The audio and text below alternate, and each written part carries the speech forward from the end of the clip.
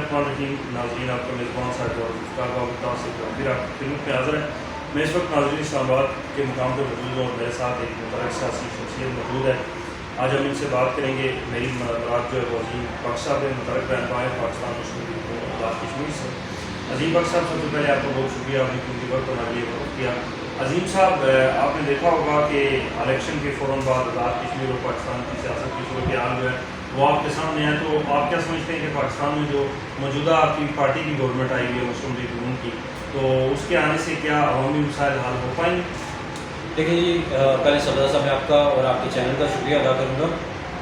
جہاں تک آپ نے بات کی پاکستان کی موجودہ حالات کی, جو معاشی حالات ہیں, آپ نے چند دن پہلے ٹی وی پہ بھی سنا ہوگا جو شیخ رشید صاحب نے کہا یا ان کے ذمہ داران نے کہا کہ ہمیں 4 ماہ پہلے پتہ تھا کہ ہم جانے والے ہیں.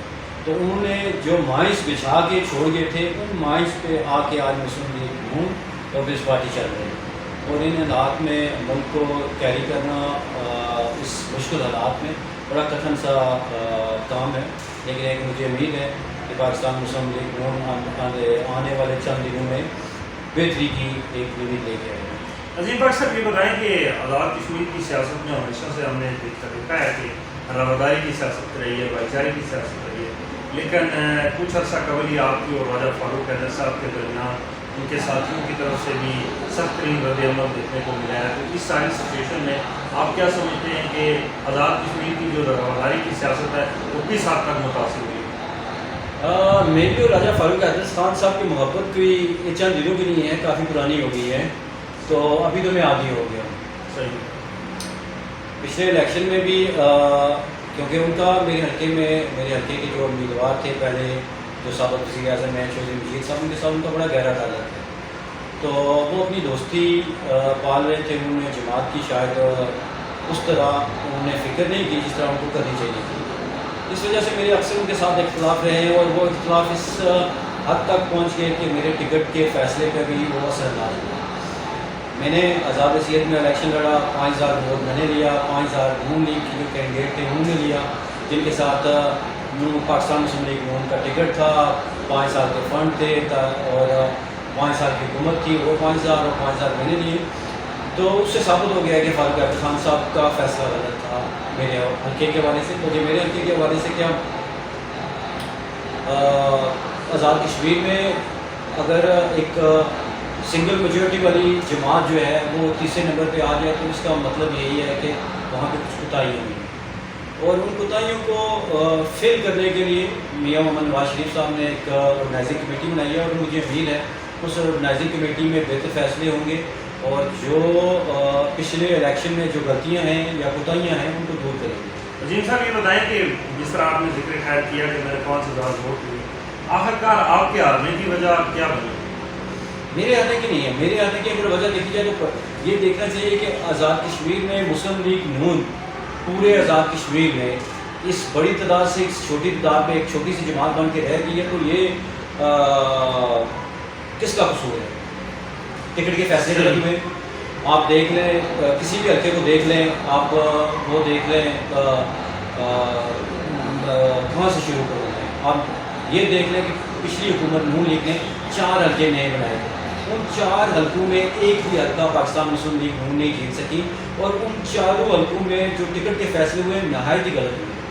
آپ دیکھ لیں نورین عارف کا حلقہ, وہاں پہ محترمہ کو کس نے ہرایا. آپ دیکھ لیں نیلم کا جو نیا حلقہ بنا وہاں پہ ٹکٹ کا فیصلہ درست تھا یا غلط تھا. آپ دیکھ لیں راجہ قیوم صاحب کے حلقے میں نون لیگ کا ٹکٹ کا فیصلہ درست تھا غلط تھا.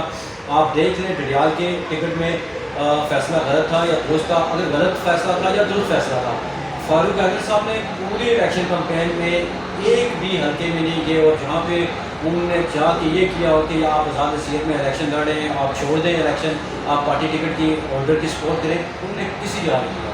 انہوں نے پورے الیکشن میں پاکستان پیپلز پارٹی کو سپورٹ کیا اور اس کو زیادہ سیٹیں دلوانے میں اپنا بھرپور کردار رہا. عظیم صاحب, یہ بتائیں کہ ماضی میں یہ بھی سننے میں آیا کہ آپ بیرسٹر سلطان محمود چودھری صاحب کے بہت قریب ہیں, تو بیرسٹر سلطان محمود چودھری کو چھوڑنے کی کیا وجہ ہوئی؟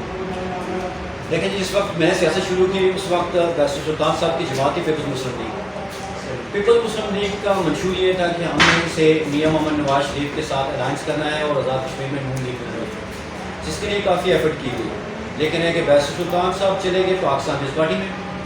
وہ جس وقت پیپلز پارٹی میں جا رہے تھے تو اس وقت میں نہیں گیا، کیونکہ میرا کو جو ذہنی ہمانگی دلی طور پر میں جو آئیڈیل ہے سیاسی طور پہ آئیڈیل، کیونکہ میاں محمد نواز شریف ہی ایسی شخصیت ہے جنہوں نے ہمیشہ گورنمنٹ کی بات کی، تعمیر و ترقی کی بات کی. اس لیے میں پیپلز پارٹی میں نہیں گیا، میں پاکستان مسلم لیگ میں آ گیا.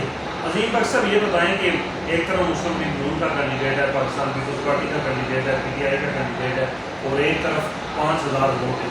آتے ساتھ ہی آپ نے 5000 ووٹ کیسے حاصل کی؟ دیکھیں جی، ایک تو محنت سب سے پہلے جو ایک سیاسی کارکن کا جو فرض بنتا ہے، اپنے علاقے اپنے لوگوں کی خدمت کرنا، ان کے مثال میں، ان کے مشکل وقت میں ان کی جو تکالیف ہیں ان کو دور کرنا، ان کی ہر جگہ ان کے مشکل وقت میں ساتھ ان کے کھڑے رہنا. اور الحمدللہ اللہ کی ذات نے میرے جو ساتھی، میرے دوست احباب جن کے ساتھ میں کھڑا رہا، وہ میرے مشکل وقت میں کھڑے رہے. اور میرا 5000 ووٹ نہیں ہے، 5000 ووٹ شاید کم لگتا ہو، لیکن میرے حلقے کا ٹوٹل ووٹ جو جیتنے والا ہے وہ 10,000 رہتا ہے. تو اس کو کمپیئر کریں تو 5000 زیادہ بنتا ہے، لیکن میرا 5 نہیں ہے، میرے لیے وہ 5 لاکھ ہے. اس لیے ہے کہ میرے ساتھ نہ کسی جماعت کا ٹکٹ تھا، نہ میرے ساتھ حکومت کی کوئی نظر تھی کہ لوگوں کی نظر میں آ رہا ہو کہ حکومت ہے، نہ کوئی ایسی چیز تھی، نہ کوئی ایسی اٹریکشن تھی. میں تھا اور میرے ساتھی تھے، اور انہوں نے میرے مشکل وقت میں مجھے 5000 بلایا. تو مجھے امید ہے کہ اگلے الیکشن میں 10 ہر 2 ووٹ لے کے اور مسلم لیگ نون کا ٹکٹ ہوا تو پھر تو اس کو بونس میں رکھوں گا. صحیح. عظیم بخش صاحب آپ کا خاندان جو ہے وہ بھی بزنس میں تھا زیادہ، آپ بھی اسٹارٹنگ میں بزنس کرتے ہیں، تو آپ نے سیاست کی طرف آنے کا فیصلہ کیوں کیا؟ میرے والد صاحب جو ہے، میں 13 سال کا تھا تو میرے والد صاحب کی ڈیتھ ہوئی، اور وہ اپنی یونین پرسن میں ڈسٹرکٹ کونسلر تھے. 4 یا 5 الیکشن لڑے، کبھی جیتے کبھی ہارے. تو وہ ڈسٹرکٹ کی لیول تک، ڈسٹرکٹ یا یونین پرسن کی لیول تک میرے والد صاحب سیاست پر انتخابی سیاست میں رہے. اس کے علاوہ ان کا حلقہ باغ پورے آزاد کشمیر میں تھا. آزاد کشمیر میں جتنے بھی جماعتیں ہیں، چاہے پاکستان پیپلز پارٹی ہے، چاہے مسلم کانفرنس والے ہیں، چاہے نون لیگ میں جو ابھی لوگ موجود ہیں، سب ان کے کردار سے واقف ہیں. جو واقف نہیں ہے یا جو نہیں ہے، انہوں نے کم از کم سنا ہوا ہوگا کہ ایک روادار شخصیت تھی. تو الحمدللہ والد صاحب کی اس عزت و وقار کی وجہ سے اللہ تعالیٰ نے مجھے اپنے حلقے میں سے. عظیم صاحب، میرے ذرائع بھی اس بات کی تصدیق کرتے ہیں، اور میں نے بھی کئی بار یہ بات دیکھی ہے کہ آپ کے قریبی مطلب ذاتی طور پہ میاں محمد نواز شریف صاحب کے ساتھ بھی تعلق ہے. دوسرے جو مرکزی پارلیمنٹیرینز ہیں، شاید خاقان عباسی اور باقی دیگر لوگ ہیں، اتنے قریب ہونے کا موقع آپ کو کیسے ملا؟ دیکھیں جی، میں اکیلا فرد واحد نہیں ہوں جو ان لوگوں کے ساتھ قریبی ہوں. میں نے آزاد کشمیر کے بلکہ کوئی فنکشن نہیں چھوڑا. اقتصاد میں جس وقت بھی پیشی ہوتی رہی میاں صاحب کی، میں وہاں پہ ساتھ جاتا رہا. مریم بی بی کی جس وقت پیشی آئی وہاں پہ جاتا رہا. جب سے پاکستان مسلم لیگ نون کے آزاد کشمیر میں ہوں تب بھی ہر حلقے میں گیا. ان کے جلسے اگر کوٹا ہوئے ادھر گیا، ان کے جلسے اگر پنجاب میں، لاہور میں، ملتان میں، فیصل آباد میں، جہاں جہاں بھی پاکستان مسلم لیگ نون نے کام کی، میں بینگ ایک سیاسی کارکن وہاں پہ جاتا رہا. اور ایک لمبا عرصہ ہو گیا کہ اس لمبے عرصے میں لوگوں سے کے ساتھ ایک تعلق بن جاتا ہے، اور الحمدللہ اچھا تعلق. عظیم بخش صاحب، کیونکہ ابھی آزاد کشمیر کے اندر جو ہے وہ پاکستان تحریک انصاف کی گورنمنٹ ہے، تو آپ کیا سمجھتے ہیں کہ پاکستان تحریک انصاف کی گورنمنٹ جو ہے وہ آزاد کشمیر میں ڈلیور کر پائے گی؟ یہ تو کنفیوژن ہے کہ پاکستان میں آزاد کشمیر میں تحریک انصاف کی حکومت ہے بھی ہے یا نہیں ہے. 6 مہینے پہلے ان کا سردیوں کا جو وزیر اعظم تھے وہ چلے گئے. ابھی گرمیوں والے وزیر اعظم آئے ہیں. گرمیوں والے وزیر اعظم بھی میرے خیال سے گرمیاں شاید پوری کریں یا یہ موسم پورا کریں یا نہ کریں. اگلے موسم میں ان کا شاید کوئی نیا وزیر اعظم آ جائے. تو یہ ڈلیور کرنا تو دور کی بات، یہ تو سروائیو نہیں کر پا رہے. موجودہ آپ دیکھ لیں، 2 دن پہلے آپ نے اخباروں میں بھی پڑھا ہوگا کہ کیا ہوا ہے کہ جی وزیر اعظم صاحب نہ تو اسمبلی اجلاس میں جا رہے ہیں اپنی ذاتی مصروفیات کی وجہ سے، نہ وزیر اعظم صاحب کی لیڈ آفیسر اگر ان کی بات نہیں مان رہے. انہوں نے کچھ پچھلے دنوں میں اعلیٰ افسران معطل کیے، ان کا نوٹیفیکیشن نہیں جاری کروا پا رہے. مجھے نہیں لگتا کہ یہ چند ماہ یا چند ہفتے گزار سے رہے. عظیم بخش صاحب، اگر آپ کو اسمبلی میں جانے کا موقع ملے، عوام آپ کو منتخب کرتی ہے، تو ایسے میں آپ کے کیا عملی اقدام ہوں گے؟ دیکھیں جی، کچھ چیزیں بائی نیچر ہوتی ہیں، کچھ خواہش ہوتی ہیں. میری ذاتی جو فوکس ہے وہ ہے کہ انفراسٹرکچر ٹھیک ہونا چاہیے، بنیادی انفراسٹرکچر. لوگوں کے پانی کے مسائل ہیں، لوگوں کے سڑکوں کے مسائل ہیں، لوگوں کے بجلی کے مسائل ہیں. 70-75 سال ہو گئے، آج بھی اگر آج بھی بجلی پانی نل کا اس چکر میں پڑے ہوئے تو ایٹ لیسٹ ان چیزوں کو ایڈریس کرنا چاہیے، ان چیزوں کو دیکھنا چاہیے کہ لوگوں کے پانی کے مسائل ہیں، لوگوں کے سڑکوں کے مسائل ہیں، یہ سارے کے سارے مسائل ہیں. میں آپ کو ایک ایگزامپل دے دیتا ہوں. میرے حلقے میں، میرا حلقے کا جو ایڈجسٹنگ حلقہ بنتا ہے وہ میرپور بنتا ہے، وہاں پہ ایک پل بن رہا ہے. وہ 2013 سے بن رہا ہے، سوری 2004 سے بن رہا ہے. 2004 سے 2022 آ گیا، چک ریام کا پل آج تک نہیں بنا. وہ ایک بنیادی چیز ہے، ایک انفراسٹرکچر کا چیز ہے جو میرے شہر سے ڈسٹرکٹ پر ضلعی ہیڈ کوارٹر جانے کے لیے 50 کلومیٹر ہے. اگر وہ پل بن جائے تو 13 کلومیٹر بھی نہیں بنتا. تو یہ چیزیں نہیں ابھی تک ڈلیور ہو پا رہی ہیں جو پچھلے 12-14 سال یا 15 سال سے جو بنیادی چیزیں ہیں لوگوں کو وہ نہیں مل رہی. تو میرا ایٹ لیسٹ میرا فوکس سب سے پہلے یہ ہے کہ لوگوں کی بنیادی ضروریات. اچھا یہ بتائیں عظیم بخش صاحب، اتنی شاعران زندگی جو ہے آپ اے سی میں بیٹھ کے گزار سکتے تھے، آپ کو یہ خیال دل میں آیا کہ عوام کے مسائل کو حل کیا جائے، لوگوں کے پاس جایا جائے، دور دراز علاقوں میں چل کے پیدل سفر کر کے اس سارے خیالات کو اپنے اندر رکھ کے لوگوں کی خدمت کر کے آپ کو کیسا محسوس ہوتا ہے؟ وہ تکلیف دہ محسوس ہوتا ہے. صحیح کہ ایک اچھی الحمدللہ میں ڈبل نیشنل ہوں، میں برٹش بھی ہوں اور پاکستانی بھی ہوں. لیکن ہے کہ آپ کی بات صحیح ہے، ایک لابی زندگی کاروبار ہے، سب کچھ چھوڑ کر اپنی فیملی کو ٹائم نہیں دے پا رہا، اپنے بچوں کو ٹائم نہیں دے پا رہا، وہ سارا ٹائم ہلکے میں دیتا ہوں. کوشش کرتا ہوں کہ کاروبار کو کم ٹائم دوں، ہلکے کو زیادہ ٹائم دوں. اپنے جو لوگوں کے مسائل ہیں عادت بن جاتی ہے، شوق بن جاتا ہے، شوق کی بات ہے، اس میں کوئی مجبوری والی بات نہیں ہے. لیکن ہے کہ خاصا تکلیف دہ عمل ہے اور میں کوشش کروں گا کہ میری آنے والی نسل میں سے کم کروں. عظیم بخش صاحب یہ بتائیں کہ جو ہمارا کشمیری اور پاکستانی ڈائسپورا دنیا بھر میں وہ ہمارا قیمتی سرمایہ ہے، تو ان کے لیے آپ کا کوئی پیغام؟ آزاد کشمیر کے سب سے زیادہ لوگ جو ہیں آئی بلیو کہ 1.5 ملین جو لوگ ہیں وہ صرف یو کے میں، اور یو کے میں سب سے زیادہ جو لوگ ہیں کشمیری وہ جڑیال ہیں. اور اس کے بعد اگر دوسرے نمبر پہ آئے اپنے یقین سے کے ساتھ دوسرا بڑا جو حلقہ ہے جو چکسواری ہے میرے والا حلقہ، اس حلقے کے لوگ موسٹلی سیٹل ہیں سارے کے سارے یو کے میں. مطلب میرا یہاں پہ 36,000 کاسٹنگ ہو رہا ہے. تو میں یقین کے ساتھ یہ کہہ سکتا ہوں میرا کم از کم 2.5-3 لاکھ بندہ جو ہے وہ یو کے میں بیٹھا ہوا ہے. اور یو کے میں جو بیٹھا ہوا ہے وہ پیچھے جتنے بھی ان کے عزیز و قارب ہیں ان کا پورا خیال رکھتا ہے، ان کو ان کی ضروریات پوری کرتا ہے. وہاں پہ آپ کا کوئی ایشو ہو، چاہے مظفر آباد ریلیٹڈ ایشو ہو، نیلم جیلم کا ایشو ہو، چاہے منگلا ڈیم کا ایشو ہو، چاہے تحریک آزادی کشمیر کا ایشو ہو، چاہے کوئی بھی ہو، وہاں پہ جو ہمارے کشمیری آباد ہیں وہ ہر وقت ہم سے زیادہ بڑھ چڑھ کر وہاں پہ احتجاج، ہم سے بڑھ چڑھ کر وہ اس کے لیے ایفرٹ کرتے ہیں. تو میری نظر میں میں ہمیشہ کوشش کرتا ہوں 6 ماہ یا سال بعد ایک دفعہ لازمی وہاں کا چکر لگاؤں. تو الحمدللہ وہ ہمارا مان ہے، ہمارا فخر ہے. عظیم بخش صاحب یہ بتائیں جس طرح عبدالمجید صاحب اکثر اوقات میرے انٹرویو میں بھی کچھ بات خیر کرتے ہوئے عقیدہ ہو جاتے تھے کہ ہم نے اپنے آپ کو ادھر کی قبریں جو ہے وہ پانی میں ڈال دی، لیکن ابھی تک جو ہے ہمیں ہمارے مسائل اسی طرح ہیں.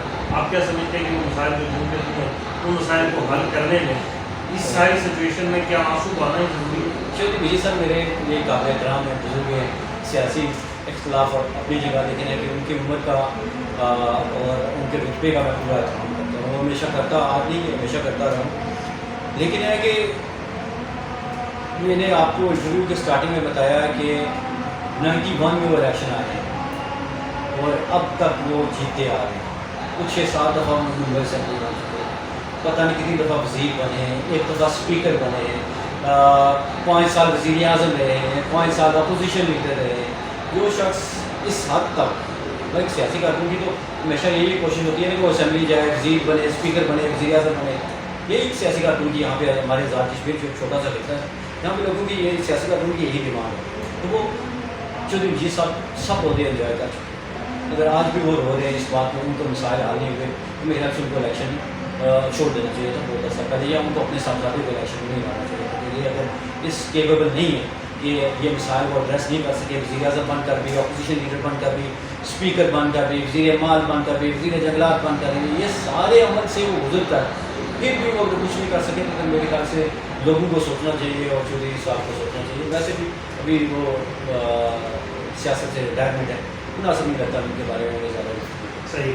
عظیم صاحب آخر میں آپ سے یہی کہوں گا کہ جو آپ کی اور راجہ فاروق حیدر صاحب کی محبت ہے، جس طرح آپ نے محبت کے بارے میں کہا، تو اس محبت کا جو اونٹ ہے وہ کس طرف کروٹ بدلے گا آئندہ آنے والے دنوں میں؟ آپ کیا سمجھتے ہیں کہ یہ جو سوشل میڈیا کے اندر روز جو ہے ایک نیا ولولہ یہ کہہ گیا، فلاں یہ کہہ گیا، فلاں نے ایسے کیا، فلاں نے ایسے کیا، اس ساری سچویشن میں آپ کیا سمجھتے ہیں کہ اس کا حل آخرکار کیا ہوگا؟ لیکن یہ میرا اور فاروق حیدر کا لیول ایک نہیں ہے. میں ایک سیاسی کارکن ہوں جو اسٹارٹنگ میں.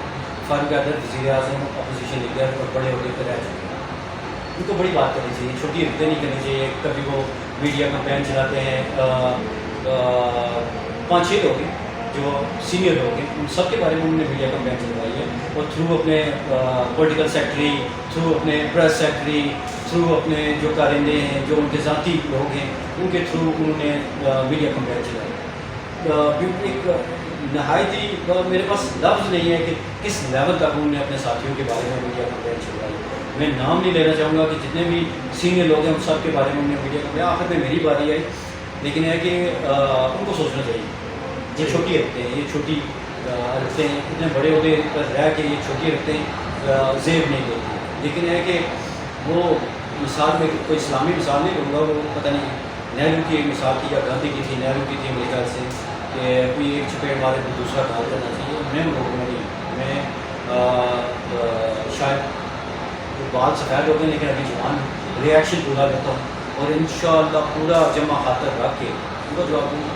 لیکن تہذیب کے دائرے میں دوں گا، لیکن دوں گا پورا رکھ کے جواب دوں گا انشاءاللہ. یہ نہ وہ سوچیں ان کی میڈیا ٹیم یا وہ فاروق حیدر خان صاحب، یہ نہ سوچیں کہ جواب کسی کو آپ گالیاں دیں گے وہ آگے سے آپ کو فاروق حیدر صاحب کہے گا. کوئی نہیں کہتا کہ آپ جو گالیاں دیتے ہیں وہی وہ اگلا گالیاں آپ کو دیتا ہے، وہ دیتا رہے گا.